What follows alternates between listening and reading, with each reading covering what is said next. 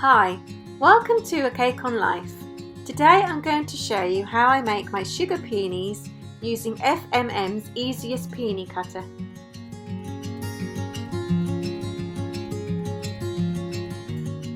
The set consists of one large and one small petal cutter and a leaf cutter. You will also need a non-stick board, edible glue, foam pad, rolling pin, brush, some modelling or flower paste.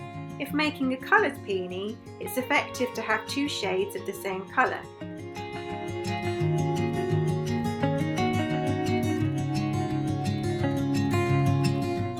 To make the middle of the flower, roll a ball of your darker paste and make sure it fits into one of the petals of the smaller cutter.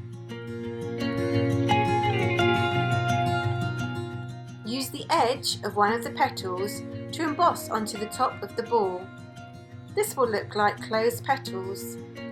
Narrow the bottom of the ball and then put to one side. To make the first layer of petals, roll out some of the darker shade of paste. It's a good idea to use some cornflour here to prevent it from sticking. We are going to use the smaller cutter. Make sure it fits with the width of the paste. Carry on rolling out until it's about 1 to 2 millimeters thick. Cut out your smaller petals. Moving the paste on the board will help to ensure a nice clean cut. Turn the cutter over and go over the edges with your finger. This will help to make sure that all the edges of the petals will be nice and smooth. That's your first layer made. Put this to one side and repeat to make a second layer using the same coloured paste and the smaller cutter. Allowing the layers to dry for a minute or so will help to shape the petals. Use the rounded end of a rolling pin or ball tool to thin the edges of each petal.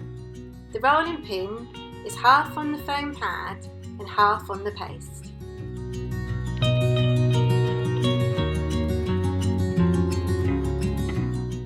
Cut the petals by gently moving in a circular motion and then pulling towards the centre.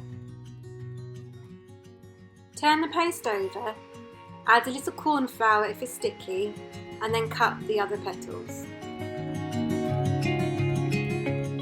We turned the paste over, so when after applying edible glue to the top petals and folding over, they will now sit inside each other. You want to make a nice straight line. Apply some edible glue to the edges and lower part of the petals and then wrap them tightly around the bud that you made earlier. That's your first layer done. Now to shape your second layer in exactly the same way.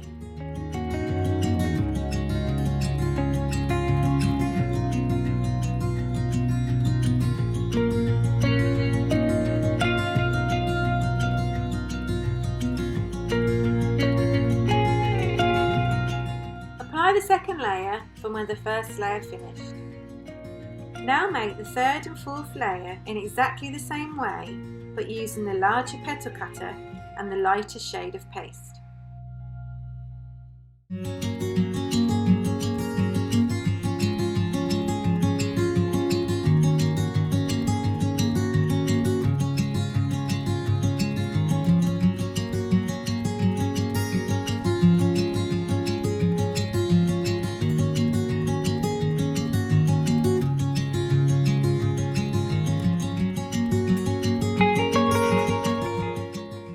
Flour in a cupcake case and use a clean brush to tease out the petals.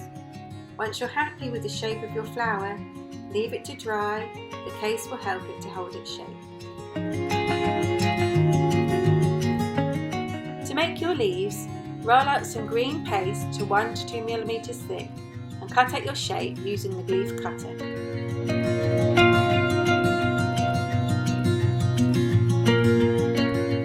Place on a foam pad and shape the edges as you did the petals. Use the vein end of a flute and vein tool to gently mark the veins onto your leaf.